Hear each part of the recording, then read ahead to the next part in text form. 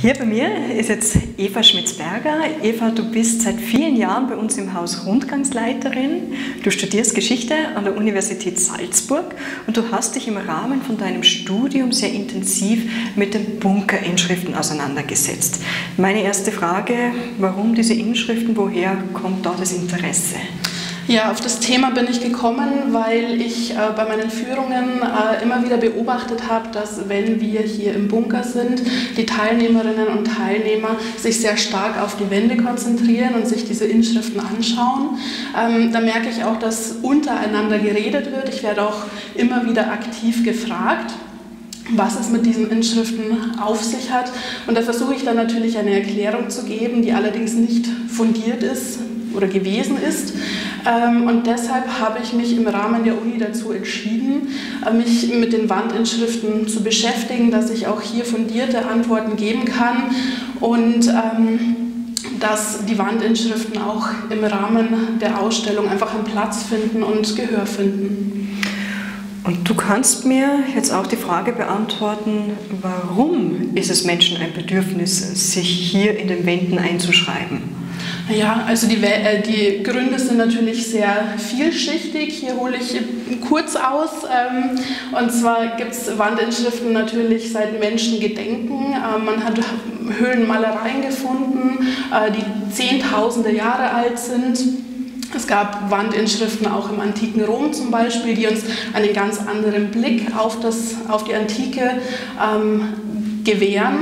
Und hier im Bunker sind die Gründe sehr vielschichtig. Es gibt hier natürlich politische Gründe, es gibt hier sehr viele politische Inschriften von sämtlichen politischen Richtungen. Es gibt aber ganz einfach auch touristische Gründe, einfach das Mitteilungsbedürfnis zu sagen, ich war hier. Das heißt, es ist immer eine kulturelle Komponente bei Wandinschriften mit dabei. Man will also der Nachwelt mitteilen, dass man an einem gewissen Ort gewesen ist, welche politische Einstellung man hat. Man will auch zum Beispiel einfach mitteilen, was mich in dem Moment, in dem ich an die Wand gekritzelt habe, beschäftigt hat.